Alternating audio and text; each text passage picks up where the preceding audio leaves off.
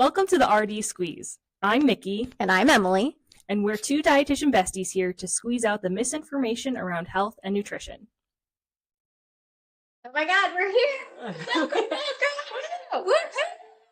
Welcome to the RD Squeeze podcast. I'm one of your hosts, Emily Fashana.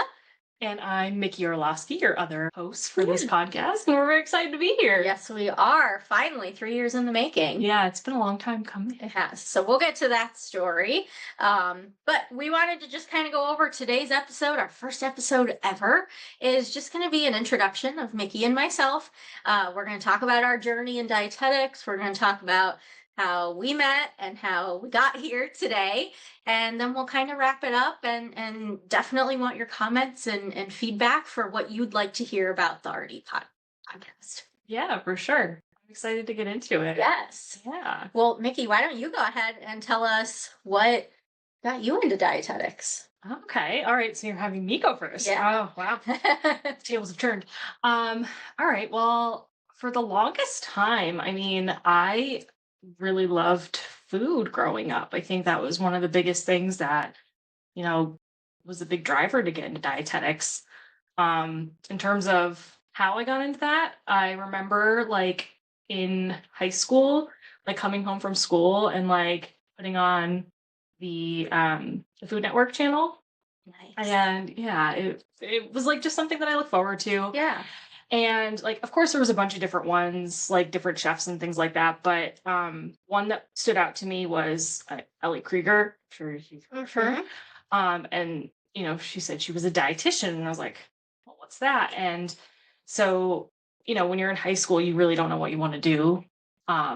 So in terms of kind of looking into that, I was between psychology or, dietetics was one thing, and then looking for schools around this area. So I grew up in this area, and I looked at Marywood and I looked at the University of Scranton. Those were my two options because I wasn't really going to move out of the area. Yeah. I had pretty heavy ties at the time, and so Marywood had dietetics and psychology, and then the U only had psychology. So I was like, well, my primary would be Marywood. And I got into both. And after that, I went in undeclared, actually. Okay. So I didn't start out in dietetics. Okay. I still was not sure. I don't know if you know this about me, Emily. We've been friends for a long time. I know, we've been friends, but there's some things we don't know about each other. But I am very indecisive. I can't make a decision to save my life. And so I was like, well, I'll see how the first year goes, try and make friends. Well, it was very hard as a commuter, undeclared major to make friends. Oh, yeah, definitely. So I still kind of relied on, my high school friends and things like that. And I was involved in a bunch of different things in in school and everything, but I still always kind of went back to food, and I kind of just was I like the idea of how food works in our bodies. And then there is that psychological component, which I'm sure we'll get into in a future episode, but in terms of, what that looked like, I was like, okay, I think this is where I want to be. So I did end up going to Marywood. And my sophomore year, I went into dietetics. Well, not too long then. So sophomore year, you got your gen eds out of the way and everything. Yeah, I did. I wasn't a total schlep where I was just not doing anything. I did take a significant amount of credits and stuff, but yeah, so that's how I decided to go into that. And then yeah, I don't know if you want to talk about your college stuff, and then we can get into sure, our careers after that. Okay. So that I'm not talking for 45,000 years. That's fine. Because I'll just keep going. Well, and I think that's what we're going to get into is this is why Micki and I wanted to start this podcast was we would talk on hours on end and be why are we not recording this? Yeah. And so I think this is good for all of our viewers and listeners to get to know us a little bit before we get into all the nitty gritty of all this miscommunication, mass media, and everything that we want to kind of help clarify. So this podcast is for anyone. It's for dietitians, it's for interns and students, but anyone can listen to us, any health professional, anyone who wants to learn more about what dietitians do, what we can do to help clarify that miscommunication out there. This is a really good podcast. We've got some great topics ahead, and then we're going to have some guests in our episodes as well. So I think it's just going to flow really nicely with how we like to just chit chat and gear our passion in the field. Yeah, I feel like we always just ended up meeting over like food, and we were just like running our mouths, and we're like, we really should make this like an actual thing. So I'm excited. But yeah, tell me about your journey. Okay, so kind of same. High school was like figuring out what you want to do, and my parents kind of guided me a little bit on like, all right, it's your sophomore year, you know, you should start thinking about what you want to do. My dad had gotten all these like health magazines and newsletters. I think On Health was the one that he had gotten, and they always had a nutrition article in them. So the one day, I believe it was my junior year or maybe end of my sophomore year of high school, I was reading about blueberries and the antioxidants in the blueberries. And again, like you said, it was like how these things work in our body and the biochemical effects it has on different components of our health and what our functions of our body do. I thought that was so cool. Yeah. And it was kind of like at that moment when I read that that was a dietitian who wrote that article and explained all that, I was like, that's what I want to do. I want to be a dietitian. Being an athlete too, throughout high school, I was a dual athlete. It was very hard to nourish my body, and I knew I wasn't nourishing well. I had practice from 7 to 9 p.m. some days, and I was eating Wendy's Frosties and fries at 9:30 at night. That was not nutritious, and I knew that. I was also kind of like a chunky kid, and like everyone, you know, I did get made fun of, so that definitely has pulled into some reasoning of why I wanted to nourish my body and learn about that was from some issues that I had when I was younger, before high school. So that definitely shaped kind of some thought process into going into dietetics too. And then once I started applying to schools, there were only 2 schools I applied to because I kind of knew where I wanted to go. My dad actually was an alumni. That's not why I wanted to go there. But we had actually taken trips down to Bowling Green State University in Ohio on our way down to other family members' houses. And we'd stop there, we'd stop at the Waffle House and eat there. And I was just like, oh, this campus is so cool. And it was big enough that it was a college campus, but it was still small that like you kind of knew almost everyone, or at least you had like a good group of people you knew. Right. So that's why I wanted to go there. I applied to one other school just as kind of like a backup, and I got into both. And I remember the day I got accepted to Bowling Green. I wasn't surprised because it wasn't, you know, a super prestigious school to get into or anything. But I remember walking down my driveway. I got this kind of bigger envelope. My dog was up on the deck, and I just went kind of running up, and I was like, Nico, my dog's name, Nico, I got in. And I was just so excited. So I was beyond thrilled. I think I was probably the first in my class in high school to know where I was going to go to school and be accepted. So that was like really exciting. And I was just beyond excited from there on out to study dietetics. Yeah. Oh, that's exciting. Yeah. So I have a follow-up question because I'd love to know this about you. How did you do in your classes? Because for me, the sciences were a struggle, and I feel like that's a huge, like, not a barrier to dietetics, but I feel like a lot of people don't like understand that there's so many science components to nutrition and dietetics. Like we take organic chem, we take biochem, we take microbiology. Like we have so many sciences, and I struggled with those. I did not do well. And I'm like a pretty good, like I'm smart, like I'm you know, I'm capable, but like, you know, those really affected me, and like they put an extra stressor on me. So like, how did you do? Well, I have to say, knowing those were some of the classes I was going to have to take, I was a little nervous because in high school, I like failed biology. Now, I also grew up taking non-standardized tests when I lived overseas in Europe. So taking standardized tests was very different for me. And the biology was like, I would rather label everything on a diagram than answer a multiple choice question. So it was very difficult for me to understand that concept. And I didn't do well. I did not do good in high school sciences. Now, anatomy and physiology, I like excelled in. I loved it. So I was like, all right, if I can get through that, and, you know, I'm interested in nutrition, like I want to learn the biochemistry. Did I do great in college? No. And I was actually listening to, or just like heard a blurb of another podcast, and they were talking about their organic chem, and they're like, I think I got like a 9 out of 100 on a test, but it was so curved because everyone got a 9 out of 100 that you ended up with like a B. So, Yeah. so they were really difficult, and the way the questions were written on tests and things, again, they were very difficult to understand and then to respond to. So did I do great? No, I didn't excel, but I don't know if anyone really like excels in that, but you have an understanding, and that's where we'll get to, I think, in some future podcasts, is the knowledge and the understanding of why goes into how we recommend things as dietitians and how we practice what we do. Yeah, for sure. You mentioned something and we didn't really talk about it, but you grew up in Europe. So like and you kind of talked about a little bit about the differences there. But like me, I mean, I'm from, the area. I've been out of the country and things like that, but I Yeah. never lived immersively like that. So like any differences that Oh like gosh, I loved, so I lived in Germany, and it was so, I mean, we went to an international school, so I was around all different cultures, Asian,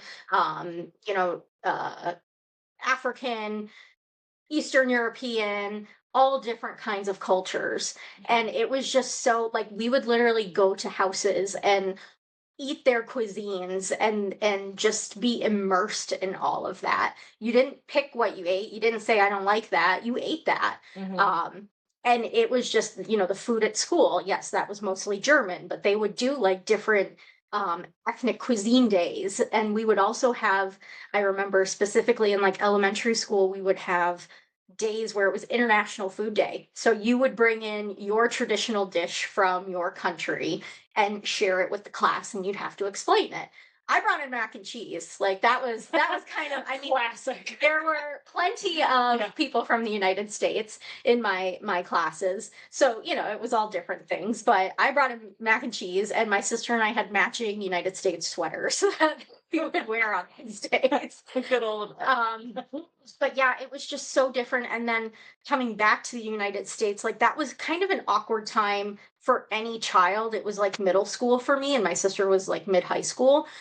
That's such an awkward time because for my sister, she had already made friends and like didn't want to leave them.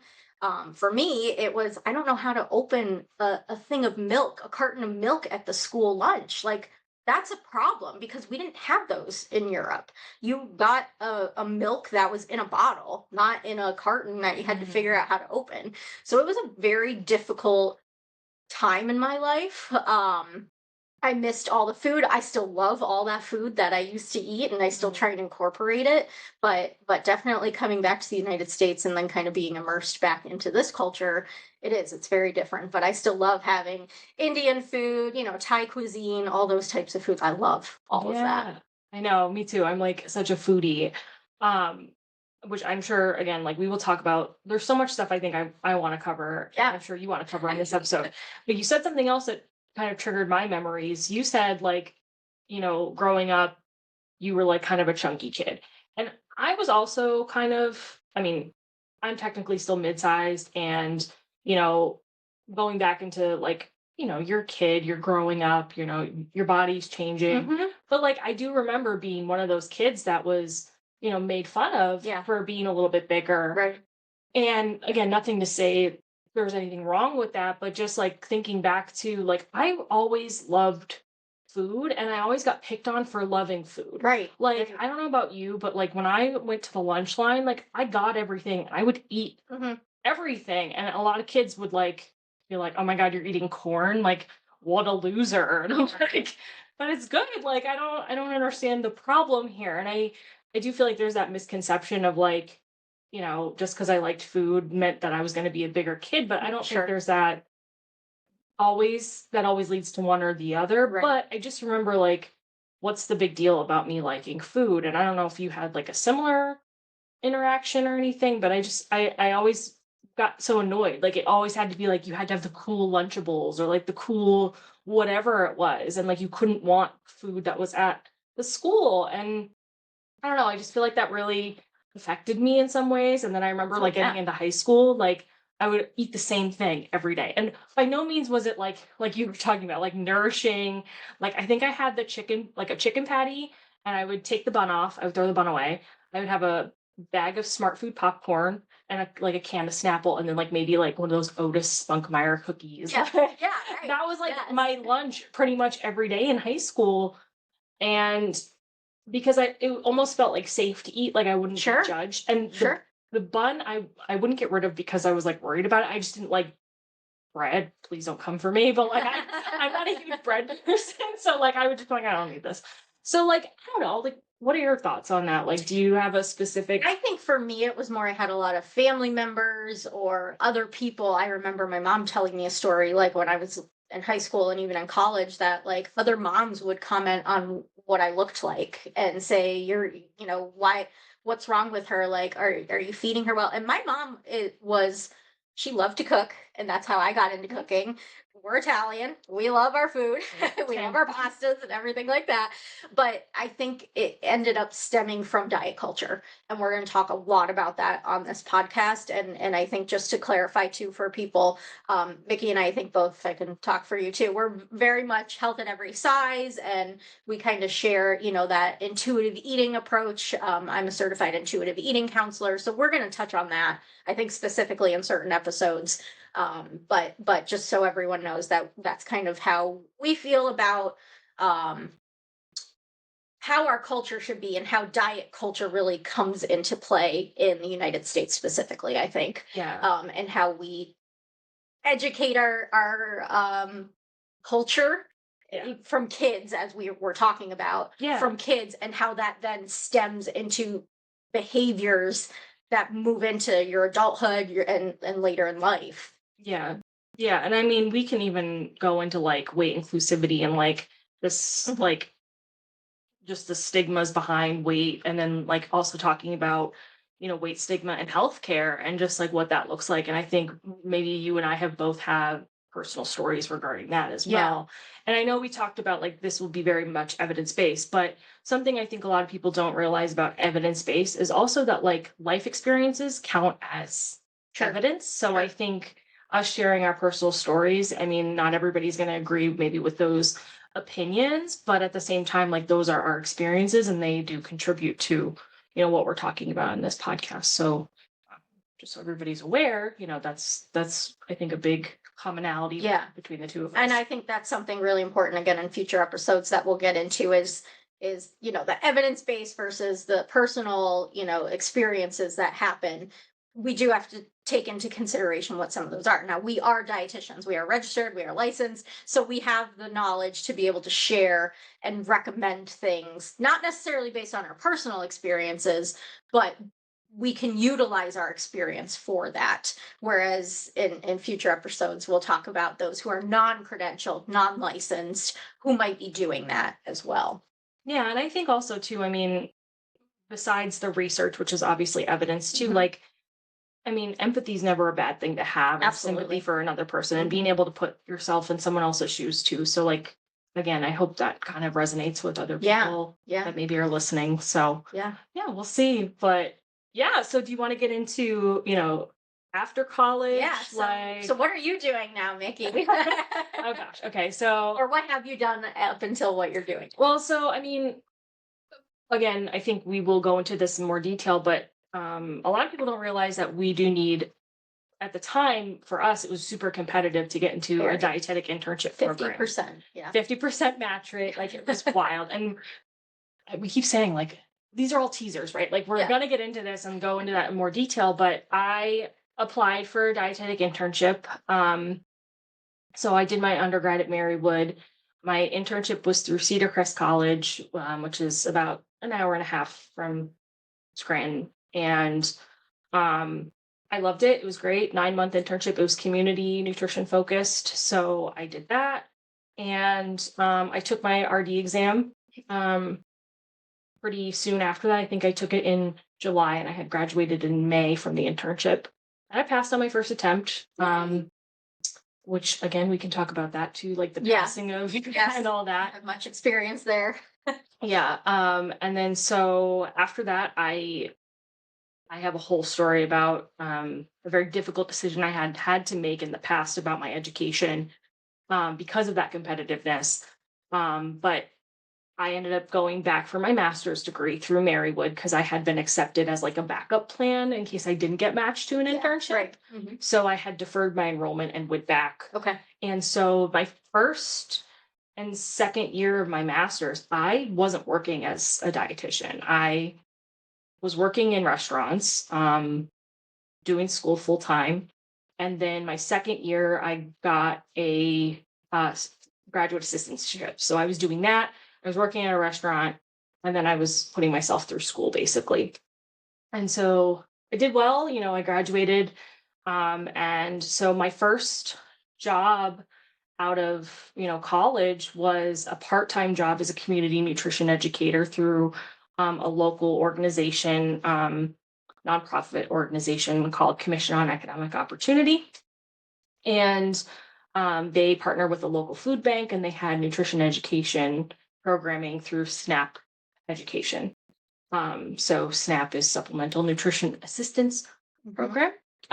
So there's an education component to that, and they needed nutrition educators in the area to go to local food pantries. So I was an adult nutrition educator, and I actually had the 10 to 6 shift. So a lot of the educators were like earlier, but I am not a morning person. So they were they were like, well, we needed someone for the evenings anyway, because a lot of food pantries and things like that were open until 5 or 6 o'clock. And they didn't have enough educators to go. So long story short, I was like, yeah, I'll do that. Like, I have no problem with that. Can I pause you? Are nutrition educators at that position all dietitians? They are not. Okay. They are not. And I didn't need to be a dietitian, but I was, because I saw myself working there permanently. So I was like, if I can get my foot in the door here, I will be able to move up, hopefully. And that happened. There was an opportunity for me to move full time. I actually was in the process of leaving. Somebody else was leaving a manager role who was a dietitian. They wanted dietitians in the manager roles, but I was leaving to go work at a long-term care facility for physically and mentally disabled people.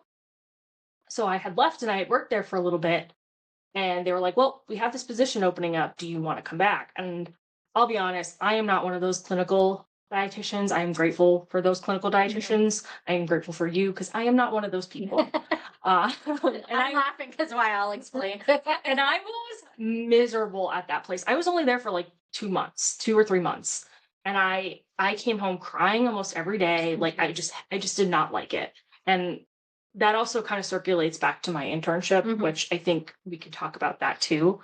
But so I went back to Commission on Economic Opportunity, CEO for short, because I might say CEO at some point.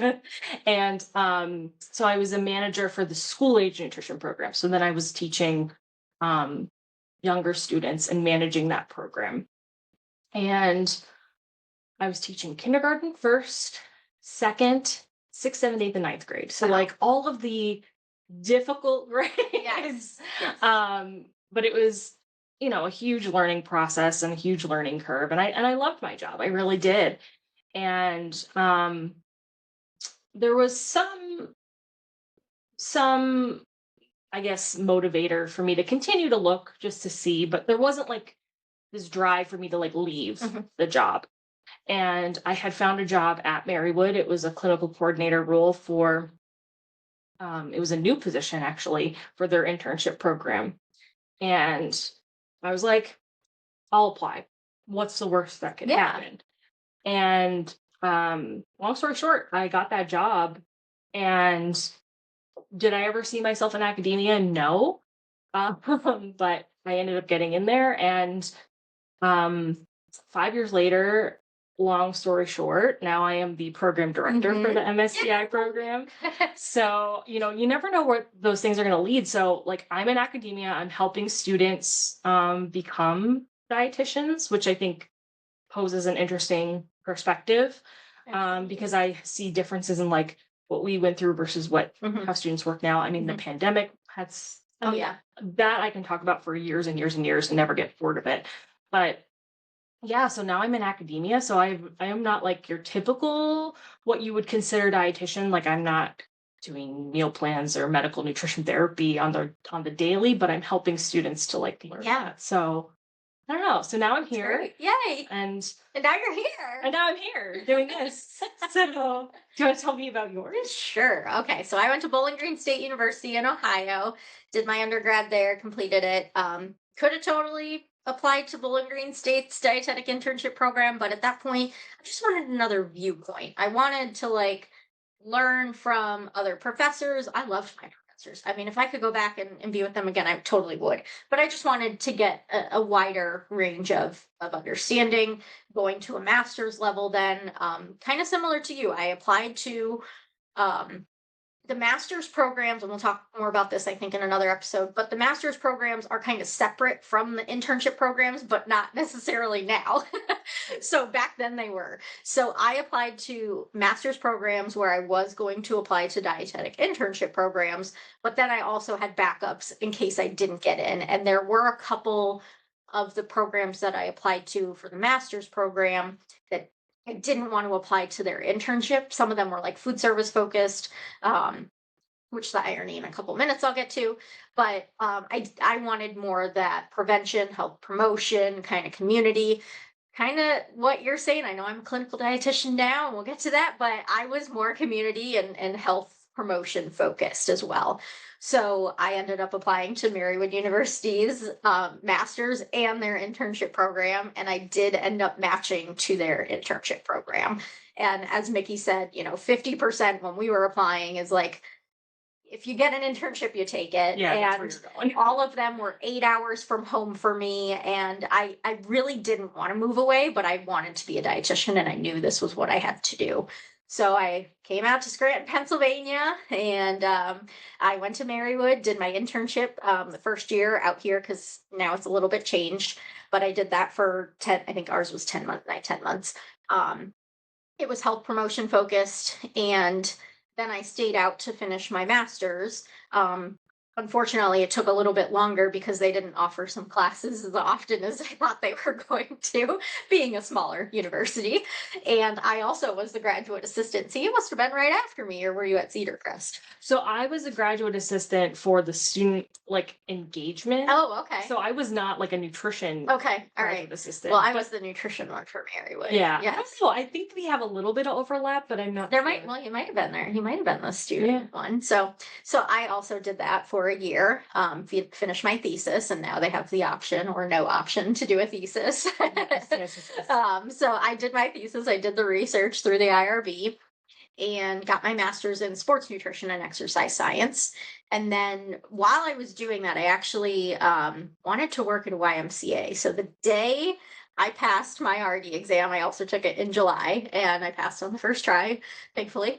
But the day I did that was the day I was a camp counselor in the summer at a YMCA, and I wanted to work at that YMCA. I'm like, I could do so much here. Well, they had just hired a dietitian who now works with you, Micki. And they just hired her, and that was the day she was talking to my camp group. So I walked in late, she's talking, and I walked up to her and I go, I just want to let you know, I just became a dietitian, literally. I just took my test. So instead of that YMCA, during my internship, I had gone to a different YMCA and done a program over there. So I kind of knew the contact for the CEO that was over there. So I contacted him, and he was like, yeah, we're actually starting a couple of programs, a cardiac, pulmonary, and a cancer program, where we're doing personal training, and we could absolutely use you within that. So that's kind of what got me in there. That was just a part-time job. And then I did some, with my sports nutrition masters, I did some sports nutrition counseling there as well for athletes. Because it wasn't a long-term thing, I knew it kind of wouldn't build up to be full-time and get too many clients from that. I also didn't want to deal with insurance at the time. Being a newer dietitian, you do want some experience behind you. You need some kind of guidance, and I didn't really have that connection at that point yet. So I knew I wasn't going to build that up. So I knew I needed something else. And the irony from before is I kind of found one of my rotations during my internship was a school food service director, and they had a couple dietitians on their staff. And those dietitians, some of them were also their corporate dietitians. So they kind of help the whole company with the menus and all the guidelines that have to be followed for the school lunch program, the breakfast programs.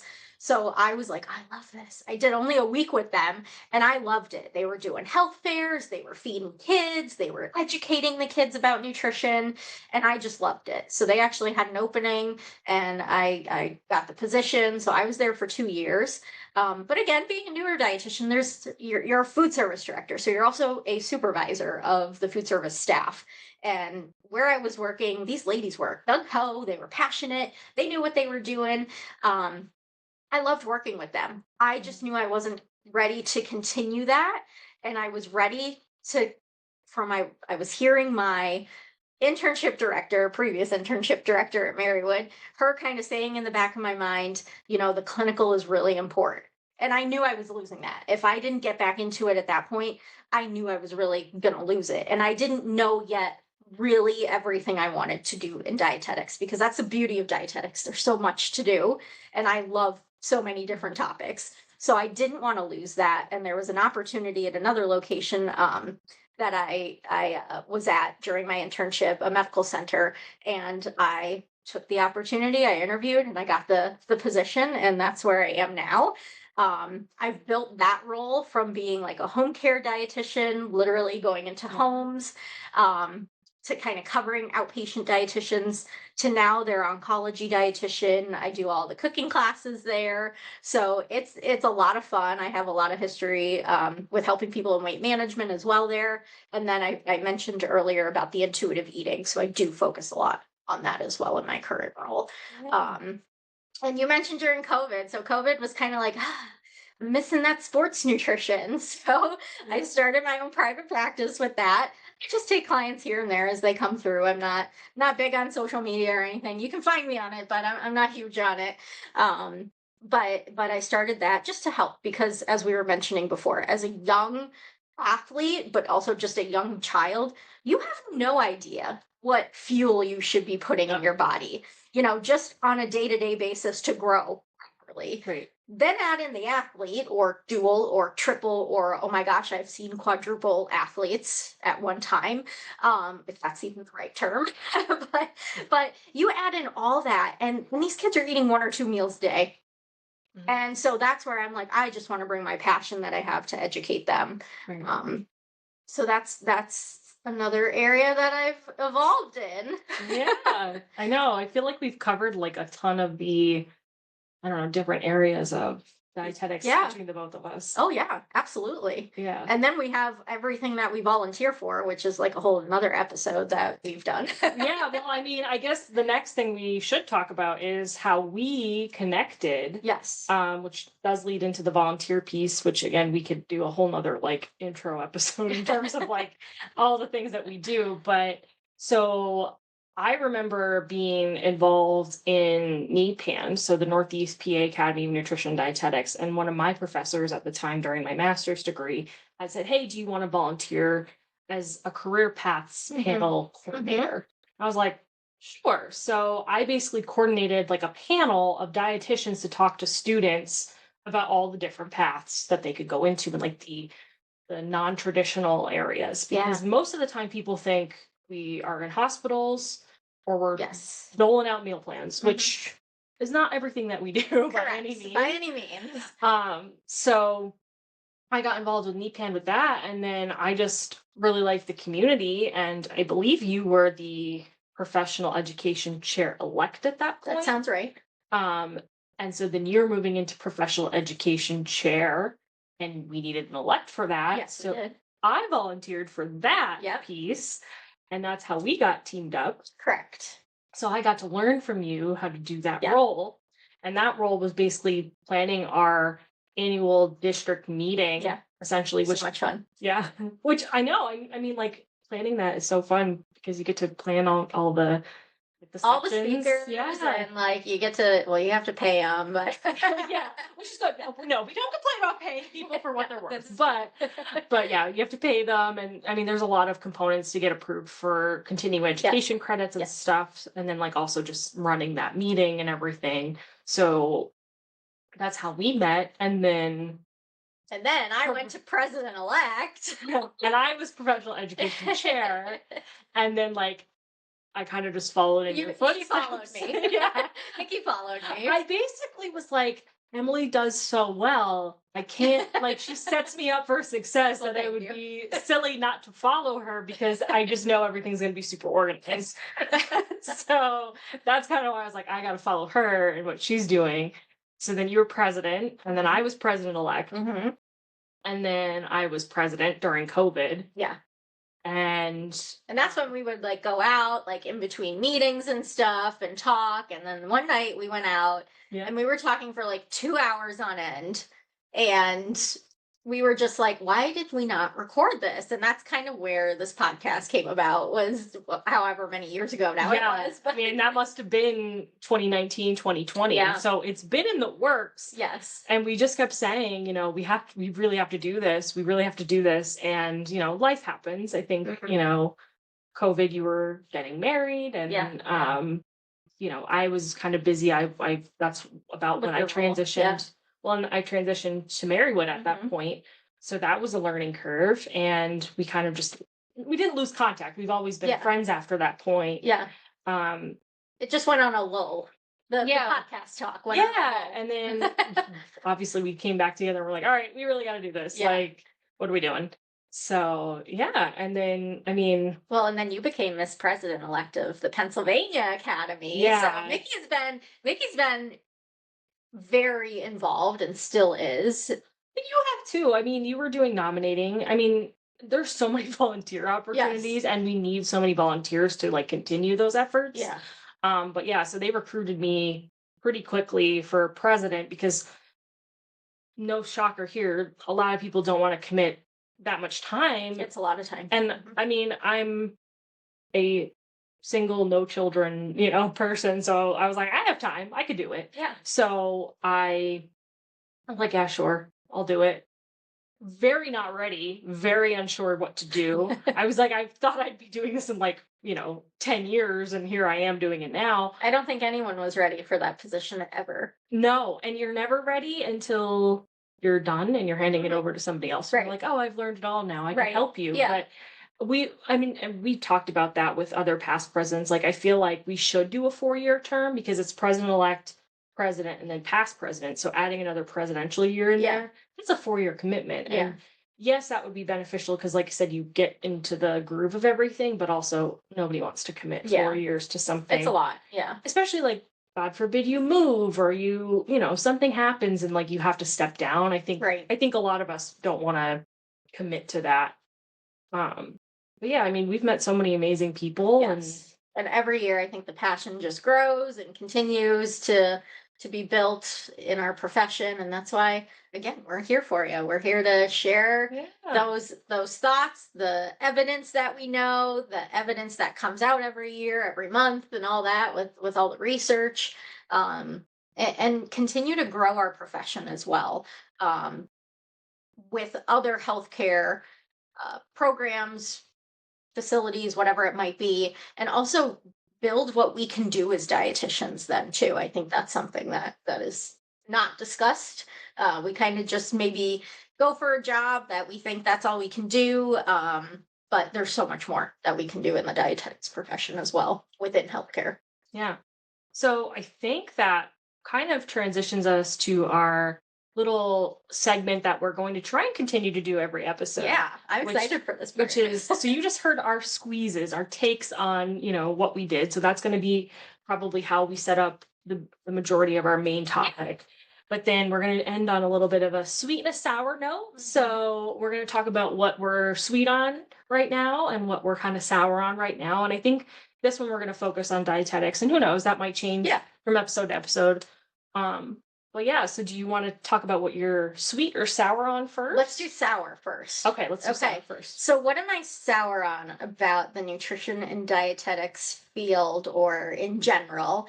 I think that dietitians were not understood still. People still just think, as Micki said before, that we do meal plans, and that's what we do.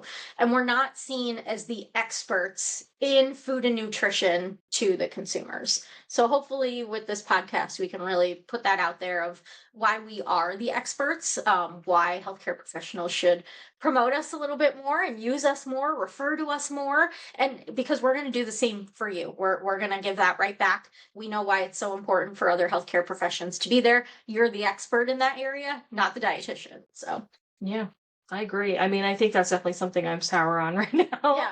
And I mean, just like, and this is a teaser, I guess, for maybe our next episode or so, just the misinformation that gets put out right now. I think, I love social media and I love consuming it. I think we all do, but there's so much misinformation out there about health and wellness. Mhm. And I think that makes it a lot harder for us to do our jobs. Yeah. I mean, when I was teaching it like in the schools, like I have had so many students say to me, like, I heard if you drink too much water, it's bad for you. Or like, I heard you can't eat bread or whatever. And it's just like, oh my God, like we have so much work cut out for us. Yes. Yeah. So I think that's like the biggest challenge and what, I hope to overcome with this a little bit. And I think to add on to that, it doesn't ever dull down. No, it's Like, always one thing. It's just continuing to go. Yeah, it's always one thing after another. Like if it's like we demonized carbs for the longest time. Well, we demonized fat for the longest time. We demonized sugar for the longest time. Eggs, cholesterol, all that. Yeah. Yeah, like there's just always something that we're putting the scapegoat out on our health. And then,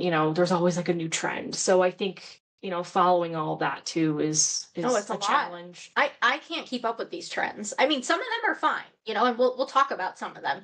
But then there's the ones where they're pushing, the dieting focus, I guess, of the trend. So we'll definitely touch on that. Yeah. All right. How about your sweet, Micki? Okay. So my sweet is, I mean, personally, I am very much still on the high of our big nutrition conference that happened this past couple weeks ago.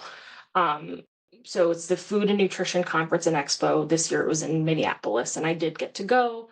I did some work there, but also just seeing our community and just like, I don't know, personally, like I love our PARDs because we are just like so dynamic. Like there's so many awesome humans and I love them all so much, and I'm so glad I've met them through this. Yeah. And I think like our community is just so wonderful, like, and so accepting and so just like, I don't know, like it's just something that I always want to be a part of, and I always want to like share that with everybody. So just right now, like I'm just super like on that, riding that high of like networking and like, it's very exhausting, but it is exhausting. But at the same time, like that's what I don't know, I'm just like really proud to be part of our community and proud to be here with you and just, just keep on going with that. And yeah, so that's what I'm sweet on. I love that sweetness. Yeah. How about you? All right. So my sweetness is, I mentioned it earlier, all the variety that nutrition and dietetics gives. We mentioned where we worked within clinical, community, food service, academia. There's research. There's, federal government jobs. There's quality improvement. The list kind of goes on and on. There's, sales representatives for companies that make certain nutrition supplements. It just goes on and on. So you can never get bored in our profession, I feel. No. And if you do ever, if those are students, interns, or younger dietitians, or even dietitians who are seasoned that are listening and they're like, oh, that's a really good point. If you're ever not getting the benefit or the satisfaction of your job, I know sometimes there's the comfort of where you're at, but there's always something else that can give you that to make you feel that satisfaction of your job. And I love being a dietitian. So I think that's another sweet. I love it. Yeah, me too. Well, yay, our first episode of the RD Squeeze. Yeah, I'm excited. Is coming to an end here. So we have some great topics lined up for you. Stay tuned to them. And let us know what you want us to see covered or what you want to see covered in the podcast. Make sure you comment, like us. We're on Instagram, we're on Facebook. No, we're not on Facebook. We are on Facebook. Yeah, we are. Sure. We might maybe make a Facebook page. I mean, Yeah. but yeah, we are on Instagram. We hope to have video on YouTube and obviously on the podcast, which I think on Spotify you can do comments now, depending on Yes, how I that think works. so. Absolutely. So totally let us know. Yeah. And otherwise, we will see you on the next episode. And yeah, have a great day. All right. Take care, everyone. Be sure to follow us on Spotify, YouTube, and Instagram. We will always take topics you want to hear about, so message us for any topics you want to see covered on the RD Squeeze. Don't forget, it's Dietitian with a T. We'll see you next time on the RD Squeeze.